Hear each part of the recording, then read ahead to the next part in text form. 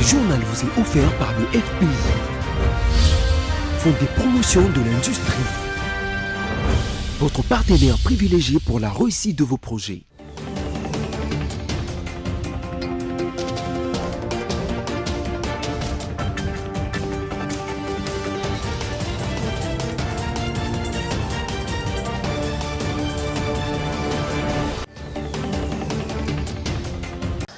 Mesdames et messieurs, merci d'avoir choisi BSC Télévision pour vous informer. Place au sommaire.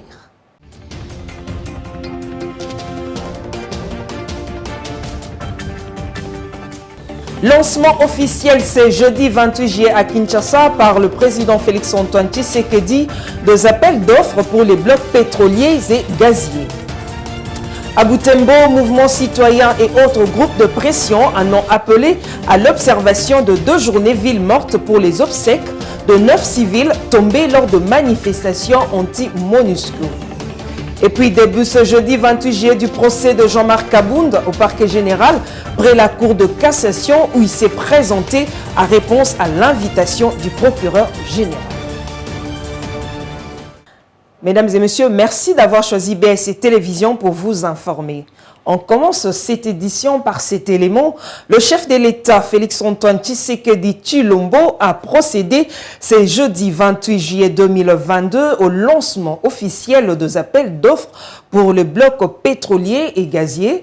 Pour le président de la République, le vœu est que ce processus se déroule en toute transparence. Suivrez l'extrait de son discours. Je reste persuadé que ce processus d'appel d'offres qui commence aujourd'hui va se dérouler de manière transparente pour aboutir à l'attribution des 30 blocs pétroliers et gaziers à des investisseurs et opérateurs compétents capables de mener à bon port l'exploration ainsi que l'exploitation de nos hydrocarbures dans un partenariat gagnant-gagnant qui respecte les normes environnementales et les intérêts des communautés locales. Par ces mots, je me réjouis de lancer solennellement ce jour le processus d'appel d'offres pour 27 blocs pétroliers et 3 blocs gaziers.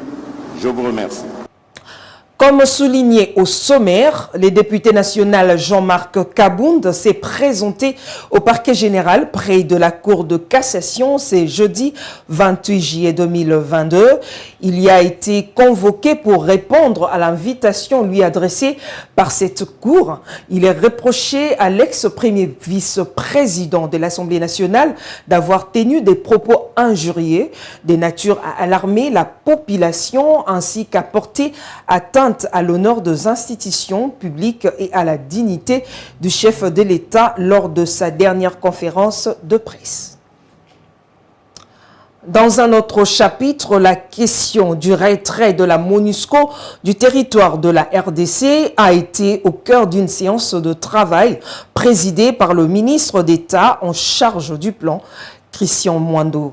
Cette réunion a connu la participation de la représentante spéciale du secrétaire général des Nations Unies en RDC, Bintou Keïta.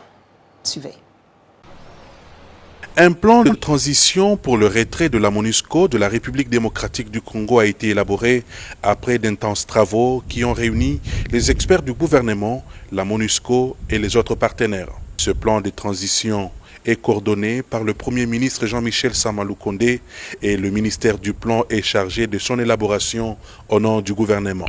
Le ministre d'État en charge du plan, Christian Mwando Simba Kabulo, a, en présence du vice-ministre, reçu Mme Bintou Keïta, représentante spéciale du secrétaire général des Nations Unies en République démocratique du Congo, qui était accompagnée du représentant spécial adjoint pour quelques réglages de ce plan qui sera présenté au Conseil de sécurité des Nations Unies sous peu. Nous étions là aujourd'hui en train de régler les dernières étapes à franchir pour que ce travail soit le reflet d'un vrai dialogue entre la République démocratique du Congo et les Nations Unies dans sa composante totale, mais aussi que l'on puisse aller vers une étape où la société civile sera consultée et les autres partenaires aussi au développement seront consultés.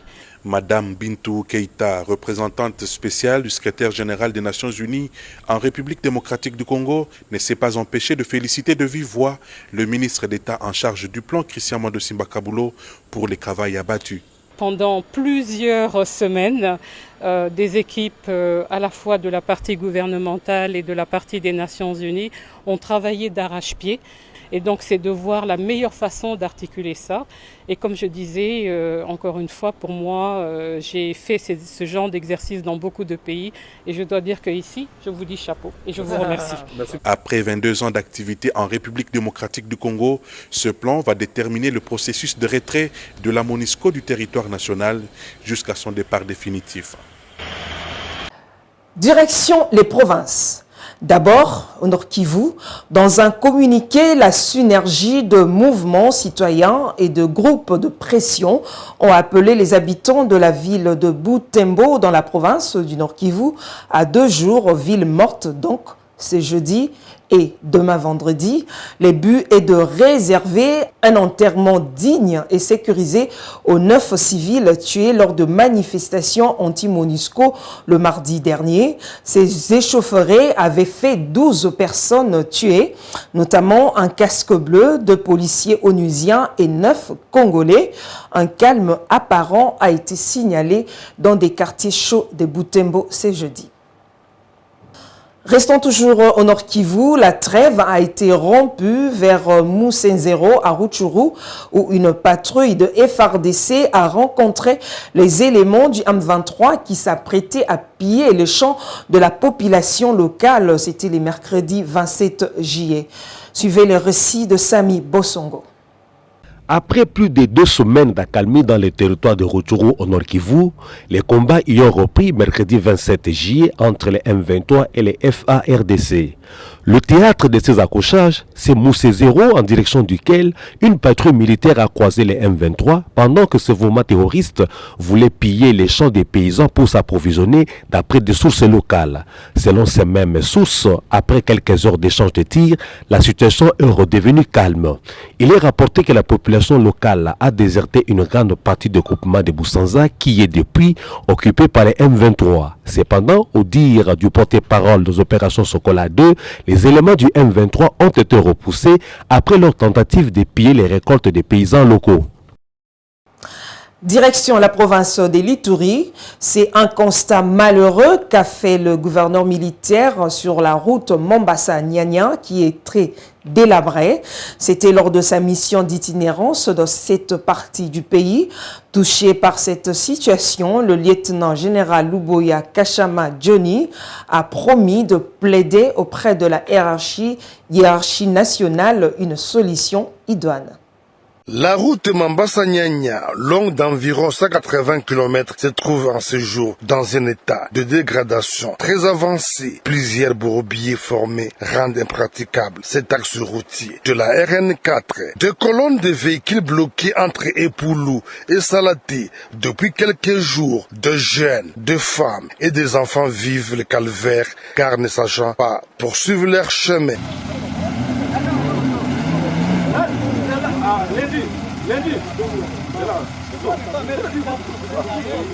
Et pourtant, le Fonds national d'entretien routier perçoit normalement le frais irrélatif. Certains usagers de ce tronçon routier, rencontrés à Salaté, à plus ou moins 60 km de Mombasa, expriment leur désarroi et plaident pour l'implication du chef de l'État, défenseur des intérêts vitaux de la population, pour une solution urgente. Que les autorités voient cette situation, nous payons plusieurs taxes. Avec la présence des autorités sur place, nous pensons que cette route sera réhabilitée. Nous avons passé la nuit depuis hier, car la route est mauvaise. Nous demandons au président de prendre en charge cette route vu son importance économique qui nous permet d'aller à Kisangani et partout ailleurs. Le gouverneur militaire, le lieutenant-général Luboyanka Chama Johnny, à mission d'itinérance sécuritaire et administrative en territoire de Mombasa, promet de transmettre ces cris d'alarme des usagers auprès de la hiérarchie pour des solutions dans un bref délai. Il faut dire que cette route nationale rêvait non seulement d'une importance économique, mais aussi sécuritaire pour les provinces du Lituri, la Chopo et le Nord Kivu. Elle facilite les transactions commerciales en approvisionnant ces provinces en produits manufacturés à partir de l'Afrique orientale. 8 militaires des forces armées de la RDC, parmi lesquels le colonel comparaissant devant la cour militaire des Lituri. Ils sont poursuivis pour meurtre de 2 ressortissants chinois en mars dernier vers Ndéremi en territoire d'Irumo. Suivez.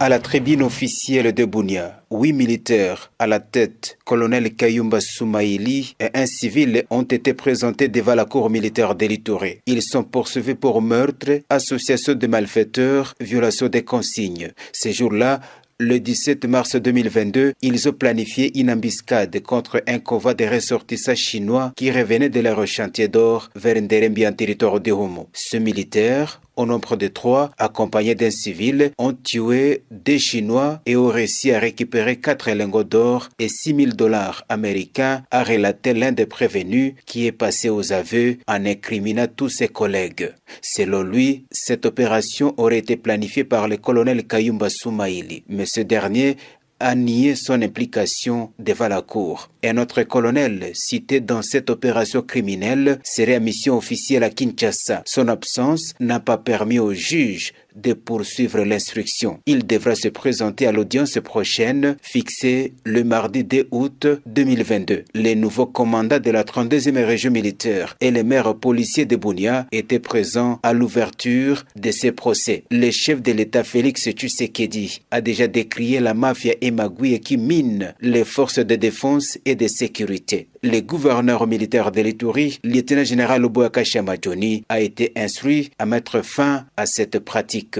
Chose faite, plusieurs militaires et officiers supérieurs incriminés sont déférés devant la justice en cette période de l'état de siège. Revenons à Kinshasa, le professeur Jean-Jacques Muyembe, le coordonnateur du secrétariat technique du comité multisectoriel de la riposte à la pandémie de Covid-19, a visité les centres de traitement de la Covid-19 au camp Lufungula. Laetitia Vwemba. Accompagnés d'une forte délégation, les coordonnateurs du secrétariat technique du comité multisectoriel de la riposte à la Covid-19 a été accueillis par les commissaires divisionnaires congolais à l'hôpital de référence de la police nationale. S'adressant à son hôte, le commandant Joé Kamanga a remercié le professeur Muyembe pour ses gestes et a lancé un appel aux autorités de riposte à apporter un appui logistique à la police nationale. Cette visite a permis au secrétaire technique de la riposte de venir palper du doigt son appui.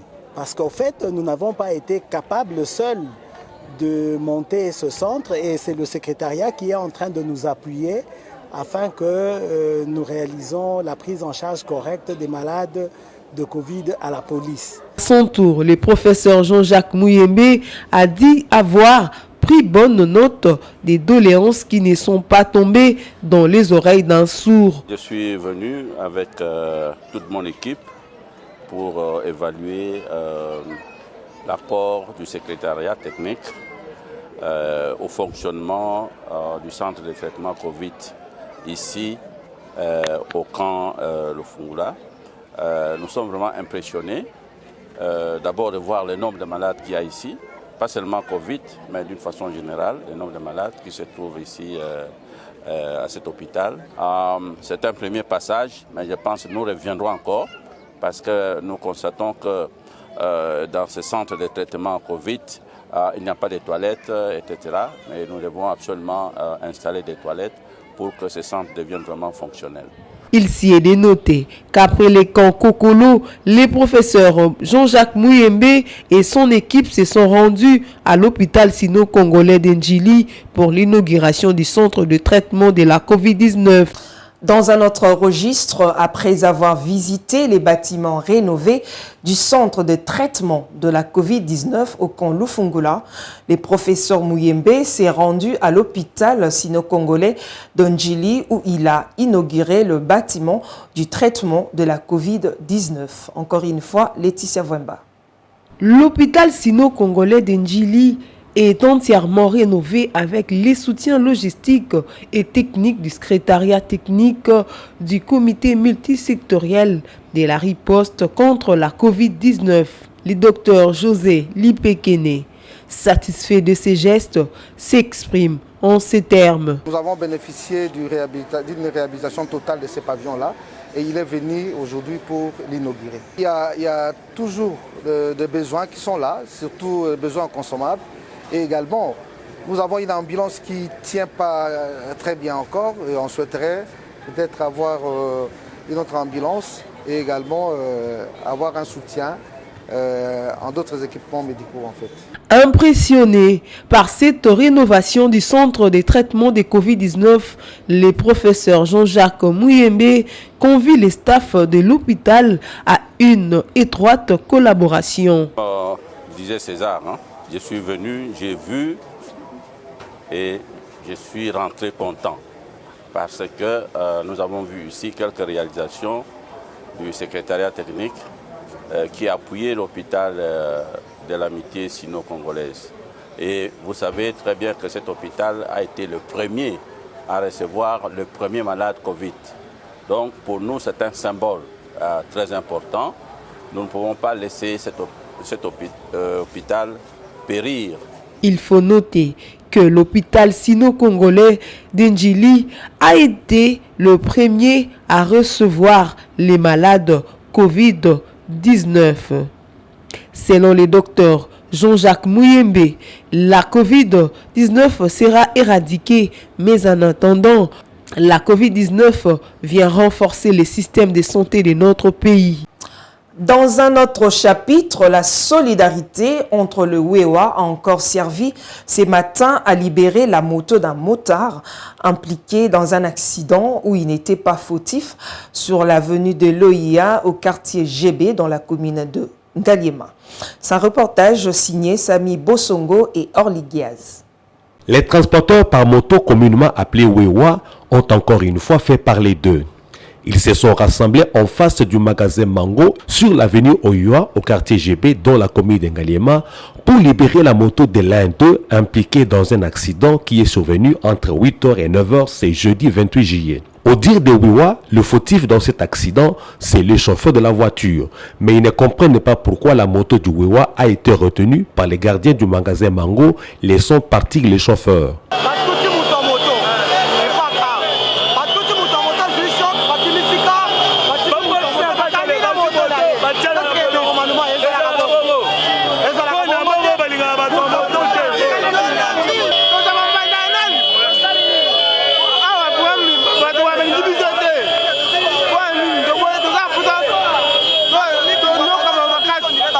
Après quelques minutes de pression et de réclamation, la moto a été relâchée ainsi que les Wewa présents le voulaient.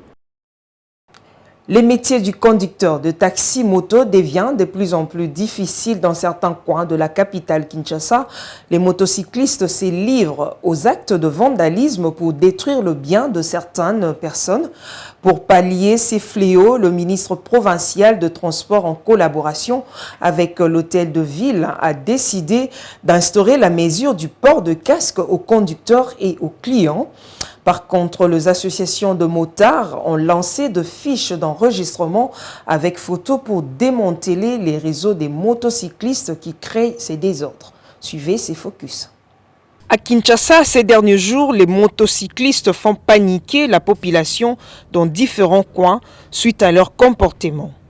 Ces derniers se livrent à des actes de vandalisme, s'attaquent aux clients et se victimisent face à une situation. Lors des accidents, ils brûlent, détruisent le bien d'autrui. Pour remédier à cette situation d'inconscience, le Wewa de Kitambo, réuni en corporation, achète de fiches d'enregistrement à une valeur de 10 000 francs congolais pour faciliter leur identification en temps de crise, révèlent ces motocyclistes. Cette fiche sert à identifier le motard du tronçon Upen-Magasin parce qu'on a constaté que beaucoup de motocyclistes viennent de loin pour créer des désordres. Ainsi, les responsables n'étant pas informés condamnent tous les motocyclistes lors des incidents. Le président de notre parking a décidé de nous identifier en nous enregistrant avec une photo et une fiche qui se vend à 10 000 francs. L'État doit s'organiser pour imposer l'âge des conducteurs. Cela empêchera d'autres incidents que nous vivons aujourd'hui à Kinshasa. Si on fixe la loi interdisant le moins de 18 ans d'exercer ce métier, cela aussi nous aidera car ceux derniers doivent aller à l'école et enrichir leurs connaissances. Aujourd'hui, ces enfants qui ne sont pas malins se livrent à des actions laissant à désirer lors des accidents. Cela est un gros problème dont l'État doit s'occuper. Ici, nous sommes à Kitambo Magasin. Cette foule de motocyclistes stationne pour attendre le client, alors que les uns ont sur la tête un casque, d'autres préfèrent ne pas les porter. La décision du port de masque prise par les autorités pour les transporteurs ainsi que leurs clients. Comment utiliser ces 3 casques en ce temps de Covid-19 ? Un autre client portera le même casque et cela ne favorisera pas la contamination de la Covid. Comment se protéger ? Les conducteurs des motos sont aussi intrigués par les comportements de leurs camarades et appellent l'État à s'impliquer pour mettre fin à ces fléaux, divise le taxi-motard. Ces derniers se disent inquiets par rapport à cette mesure qu'ils qualifient d'inopportune car, avec ces temps de Covid-19, les ports de casque va favoriser de nouveaux cas de contamination par les Covid-19. Les embouteillages et la pollution urbaine dans la ville-province de Kinshasa ont des conséquences nocives sur la santé des Kinois.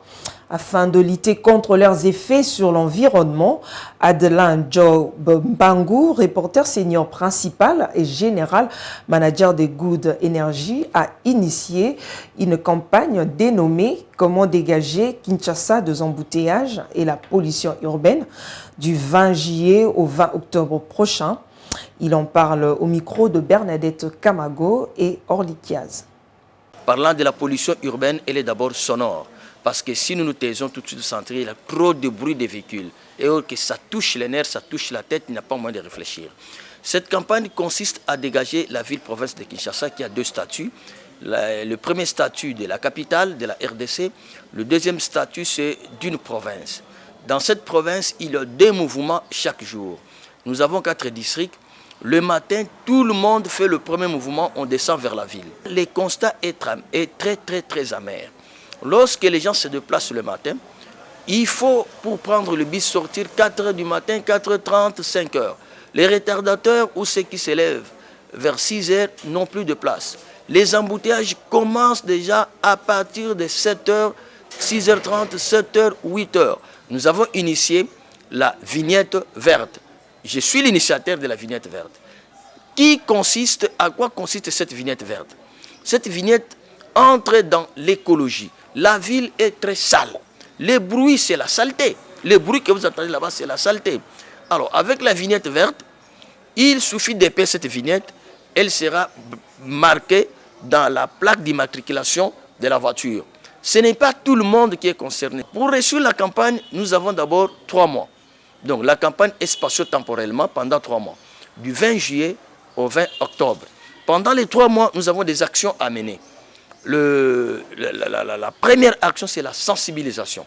Nous sommes à la phase de la sensibilisation pour que tout Congolais, tout Kinois comprenne que non, il y a une campagne qui se mène pour dégager quoi? Kinshasa. Un mot sur les sports, la note circulaire émise par le ministère des Sports et Loisirs interdisant les fédérations affiliées de ne plus se déplacer pour les compétitions en dehors du pays sans financement ni ordre de mission émanant de l'État congolais. Une décision du ministre de Sport, Serge Kondeshembo, qui frise la contradiction et une fuite de responsabilité, selon le 4e vice-président de la Fédération de basketball du Congo. Suivez cet extrait que vous propose Idriss Kalombo. Et ça, c'est bien de dire que Torobimate, Sokimbong Ezate.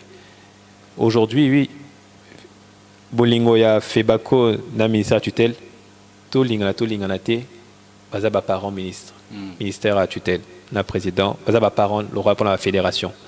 Premièrement. Deuxièmement, il aura les bossos torota la bana et intérêt général yamboka. Parce que surtout lundi courrier wana koloba ceux qui m'ont exaté torobimate bon à trésor public. On connaît l'administration de notre pays. Mis à part cela, surtout aux huiles comme on a un courrier. On peut sur exemple très simple. Tant au Canada, le mois de février, na Sénégal. Tout ça qui me bon à gouvernement. Tout ça qui est au moment de la compétition ou après. Tout ça qui est après. C'est qu'on a posé aux questions simples. Tout ça qui est au mois d'août. Photo de stage le 10 août. Compétition le 26. Soit bon et bimité. Tout dit matos à l'éliminer ou bientôt bundabismo pour token nabana. Restons dans le basketball et dans le magazine Coupe d'envoi où Joey Lolanga, 4e vice-président de la FEBACO, est revenu sur la prétendue expulsion de l'hôtel en Turquie lors du dernier stage des Léopards pour défaut de paiement. Les faits ont été autres et il explique. Suivez cet extrait de son message lors du magazine sportif Coupe d'envoi diffusé sur BSC Télévision. Aujourd'hui, le ministère est l'organe de tutelle dont nous dépendons par rapport aux subventions du gouvernement. Mais il y a un point qu'il faudrait... J'entends souvent qu'on a eu un problème en Turquie par rapport à l'hôtel. Le problème que nous avons en Turquie n'était pas un problème de paiement. C'est qu'aujourd'hui, lorsque vous proposez une tarification à un client, il faut la respecter. Okay. Nous ne pouvons pas accepter que cette tarification-là change une fois que vous voyez la délégation sur place et que vous jouez maintenant en mettant la pression. C'est ce qui s'est passé en Turquie pour le premier hôtel. Je ne rentrerai pas dans les détails parce que c'est la Turquie. Nous ne cherchons pas à diaboliser la Turquie, mais nous avons changé d'hôtel par rapport à cela et après on n'a pas eu de problème. Ces gestionnaires de compte, gestionnaires de cet hôtel-là et la personne qui fournissait certains services ne peut pas, parce que nous pouvons payer des frais, abuser sur un prix. Vous ne pouvez pas aujourd'hui, quelque chose qui coûte $10, vous mettez à $100 parce que les personnes sont coincées. Ou bien parce que les personnes sont un nombre, parce que nous étions 30, une délégation de 30, et nous ne pouvons pas nous dépasser facilement. Donc, changer d'hôtel à ce moment-là estival est très compliqué, et vouloir se dire que comme ils pourront aller nulle part, ils sont obligés de rester chez nous. Mais comme Dieu n'abandonne jamais ses enfants, nous avons changé d'hôtel et après vous allez remarquer qu'il n'y a pas eu le moindre problème. Et même l'hôtel en question a commencé à vouloir s'excuser pour leur comportement. À présent, la revue des presses.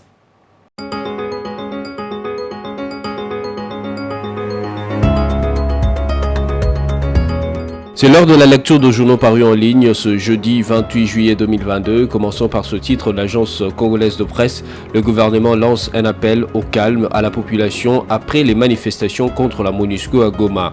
Le gouvernement a, à l'issue d'une réunion d'urgence présidée dans la soirée mardi par le Premier ministre Jean-Michel Samalukonde Kyenge, lancé un appel au calme à la population après 2 jours de manifestations hostiles contre la présence de la mission de l'Organisation des Nations Unies pour la stabilisation de la République démocratique du Congo MONUSCO dans le Nord Kivu. Selon le porte-parole du gouvernement, le ministre Patrick Mouyaya, qui a fait le compte rendu à la presse, cette réunion d'urgence était une occasion pour le chef du gouvernement ainsi que tous les responsables des Nations Unies de faire le point sur la situation au regard non seulement des dégâts humains et matériels importants causés par ces manifestations, mais aussi et surtout au regard du plan de transition consacrant le retrait progressif de la MONUSCO du territoire de la RDC. Poursuivons avec Forum des As qui note en grand titre. Les CC insistent sur l'amendement de la loi électorale. L'Église du Christ au Congo, ECC, recommande au Parlement d'inscrire l'amendement de la loi électorale à l'ordre du jour de la prochaine session. Dans un communiqué daté du mercredi 27 juillet parvenu à Forum des As, l'ECC demande au Parlement de considérer que cette loi électorale n'est pas en mesure d'amener les Congolais au processus électoral apaisé. Ce n'est pas tout. Pour l'ECC, la présente loi électorale renforce le doute sur la sérénité du législateur de doter le pays d'un cadre juridique susceptible de garantir la crédibilité du processus électoral de 2023. Mesdames, Messieurs, terminons avec les sites de la radio Capi qui écrit éliminatoire CHAN 2022. Les léopards locaux partagent avec le Diable Rouge un but partout. Les léopards locaux de la RDC ont partagé sur le score d'un but partout avec le Diable Rouge locaux du Congo-Brazzaville mercredi 27 juillet au stade Alphonse Massamba Déba. Le match amical s'inscrit dans le cadre des préparatifs des éliminatoires du championnat d'Afrique des Nations CHAN 2022. L'attaquant de l'Est Vita Club Lilepo Maccabi a ouvert le score à la 23e minute pour les léopards avant que le Diable Rouge n'égalise à la 94e minute grâce aux joueurs au CT Italie. C'est sur cette note que s'achève cette revue de presse. Merci à vous qui l'avez suivi.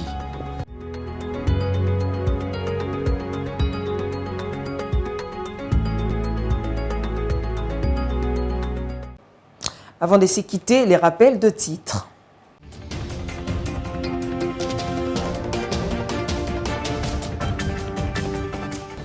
Lancement officiel ce jeudi 28 juillet à Kinshasa par le président Félix-Antoine Tshisekedi des appels d'offres pour les blocs pétroliers et gaziers. À Butembo, mouvements citoyens et autres groupes de pression en ont appelé à l'observation de 2 journées ville morte pour les obsèques de 9 civils tombés lors de manifestations anti-MONUSCO. Et puis début ce jeudi 28 juillet du procès de Jean-Marc Kabound au parquet général près la cour de cassation où il s'est présenté en réponse à l'invitation du procureur général. Voilà, c'est la fin de cette édition. Merci pour votre attention. Les programmes continuent sur la BSC Télévision.